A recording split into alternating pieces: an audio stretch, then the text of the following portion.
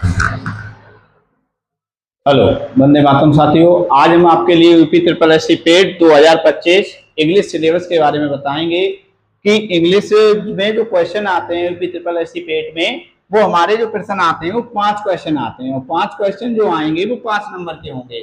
5 question 5 number के होंगे। तो सबसे पहले हमें इंग्लिश सिलेबस में ये जानना है कि क्या सबसे ज्यादा आता है, क्या सबसे कम आता है, कौन सा इंपॉर्टेंट पॉइंट है और कौन सा नॉट इम्पोर्टेंट पॉइंट है। तो पहले तो हमें पता होना चाहिए कि नाउन से भी प्रश्न लिए जाते हैं, लेकिन नाउन, प्रोनाउन और use of adjective, verb, on, infinitive, ये हम पढ़ते हैं पार्ट ऑफ स्पीच में। तो पहले तो हम नाउन से इन टॉपिकों से एक यहां से यहां तक टॉपिक जो दिए गए हैं उनसे एक आध प्रश्न जरूर बनेगा। तो हमारा जो पहला टॉपिक है नाउन। तो नाउन क्या होता है कि noun is the name, place और थिंग, कि किसी भी वस्तु या नाम या स्थान को हम संज्ञा कहते हैं। जैसे नाउन इज द नेम, किसी का नेम आ जाए तो वो हमारा क्या हो जाएगा, नाउन। किसी का प्लेस, स्थान आ जाए, ताजमहल, और आपसे प्रश्न में पूछ लिया जाए कि ताजमहल नाउन है या प्रोनाउन, तो आप टिक करेंगे noun. Noun is the name, place और थिंग, जो किसी वस्तु या स्थान के नाम को हम संज्ञा कहते हैं। जैसे कि इसमें हमारा क्या होता है, नाम आता है, स्थान आता है और वस्तु आती है। जैसे किताब है, किताब क्या है, संज्ञा है, नाउन है। तो इस तरह से नाउन जो भी है इसको हम देखेंगे। इसे हम विस्तार में एक एक टॉपिक को प्रत्येक वीडियो में देखेंगे। अब जैसे कि हमारा दूसरा टॉपिक है प्रोनाउन। तो प्रोनाउन क्या होते हैं, जो नाउन के स्थान पर बोले जाते हैं उन्हें हम प्रोनाउन कहते हैं। जैसे कि तुम्हें बताया गया है कि जैसे मीरा पानी पीती है या वह पानी पीती है, तो वह किसके लिए प्रयुक्त किया गया है, मीरा के लिए। तो मीरा क्या है, यहाँ पर नाउन है, और वह क्या है, वह पानी पीती है। तो मीरा के लिए वह का प्रयोग किया गया है, उसे हम प्रोनाउन कहेंगे। जो नाउन के लिए प्रयुक्त किए जाते हैं उन्हें हम प्रोनाउन कहते हैं। उसके बाद हमारा तीसरा टॉपिक है यूज ऑफ एडजेक्टिव। तो एडजेक्टिव क्या होते हैं, जो नाउन और प्रोनाउन की विशेषता बताते हैं उन्हें हम एडजेक्टिव कहते हैं। जैसे काली गाय, तो गाय तो नाउन है, लेकिन काली गाय ये विशेषता बता रहा है, काली ब्लैक है, तो ये हमारे एडजेक्टिव में प्रश्न देखने को मिलेंगे। और किस तरह से इसमें प्रश्न आते हैं वो हम प्रत्येक टॉपिक में अलग अलग वीडियो में देखेंगे। अब जैसे कि तीसरा है वर्ब। वर्ब हमारी दो प्रकार की होती हैं, एक फिनाइट वर्ब, एक non finite verb. Finite verb में जैसे हमारी हेल्पिंग वर्ब हो गई, has, have, would, can, could, तो ये हमारी फिनाइट वर्ब में आती हैं। और नॉन फिनाइट जो वर्ब होती हैं वो हमारी कैसी होती हैं, वो 3 प्रकार की होती है। एक इन्फिनेटिव। इन्फिनेटिव का मतलब होता है टू प्लस वर्ब, यानी कि कोई खेलना है टू प्ले, तो इस तरह से आते हैं। और जीरेंड क्या होता है, जिसमें किसी की वर्ब में अगर हम आईएनजी जोड़ दें तो वो जीरेंड में परिवर्तित हो जाता है। पार्टिसिपल 2 प्रकार के होते हैं, प्रेजेंट पार्टिसिपल और पास्ट पार्टिसिपल। अब हमारा जो नेक्स्ट टॉपिक है डिटरमाइनर्स। डिटरमाइनर्स क्या होता है, जो ऐसे वर्ड जो संज्ञा से पहले आकर उसकी विशेषता को बताते हैं, तो हमारे वो डिटरमाइनर्स होते हैं। जैसे मच, मोर, देन, तो इस तरह से जो भी हमारे वर्ड हैं आगे आते हैं।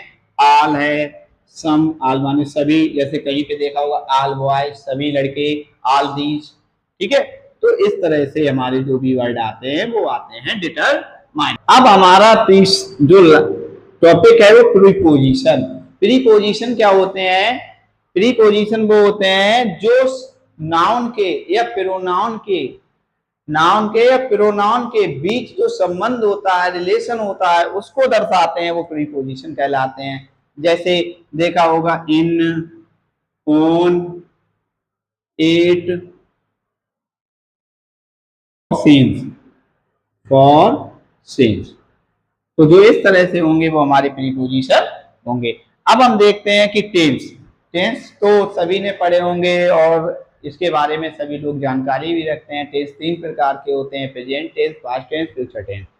प्रेजेंट टेंस में प्रत्येक टेंस के 4 भाग होते हैं। Present continuous, present indefinite, present definite, present continuous perfect और परफेक्ट कॉन्टिन्यूअस टेंस। प्रत्येक के कितने भाग होते हैं? 4 4। तो 4 4 हमारे हो गए 12 है। तो 12 जिस तरह से हम इन्हें समझाएंगे, एक टॉपिक वीडियो इसकी बना के लाएंगे टेंस की, जिसमें हम 12 टेंसों की पहचान, सहायक क्रिया और रूल को बताएंगे। अब हम आते हैं पंक्चुएशन। पंक्चुएशन क्या होता है? कॉमास का प्रयोग। अगर हम अपनी कोई भी बात कहते हैं या किसी के सामने रखते हैं तो उसमें विराम या पूर्ण विराम या अर्धकामा का जो प्रयोग होता है वो हमारा पंक्चुएशन करता है। पंक्चुएशन क्या कहता है कि पहला वर्ड बड़ा होना चाहिए और लास्ट में फुल स्टॉप का प्रयोग और बीच में कामा का प्रयोग होना चाहिए। तो कहीं पे अगर हमारा ये पूछा जाता है प्रश्न की कॉमास का प्रयोग हम किस प्रकार से करते हैं, तो इसके प्रश्न हम पंक्चुएशन में देखने को मिलेंगे। डायरेक्ट एंड इनडायरेक्ट स्पीच, ये भी प्रश्न हम, ये डायरेक्ट इनडायरेक्ट की भी हम एक वीडियो देखेंगे, तो उसमें हम समझेंगे कि डायरेक्ट इनडायरेक्ट होते क्या हैं। एक्टिव एंड पैसिव वॉइस, इनको भी देखेंगे कि जो एक्टिव पैसिव वॉइस होते हैं वो हमारे 8 टेंसों की बनती हैं और 4 टेंसों की पैसिव वॉइस नहीं बनती हैं। तो वो कौन कौन से होते हैं उसे हम वीडियो में देखेंगे। अब आ जाएंगे हम कॉमन एरर्स। जैसे कहीं पे कोई सेंटेंस दिया है, जैसे he eats a Apple, APPLE, तो इसमें हमें एरर ढूंढना है। कॉमन एरर क्या है?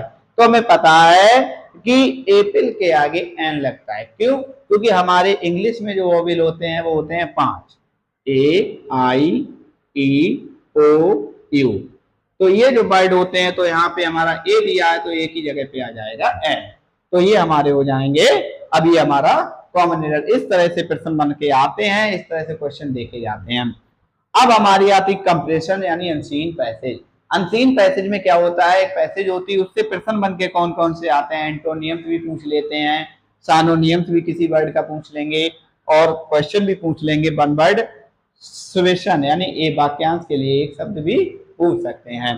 तो इस तरह से ये इंग्लिश जो सिलेबस है हमारा वो 5 नंबर का आएगा, 5 प्रश्न आएंगे और इन्हीं टॉपिकों से उठाए जाएंगे। इन टॉपिकों को हम आराम से नेक्स्ट वीडियो में देखेंगे। धन्यवाद सर।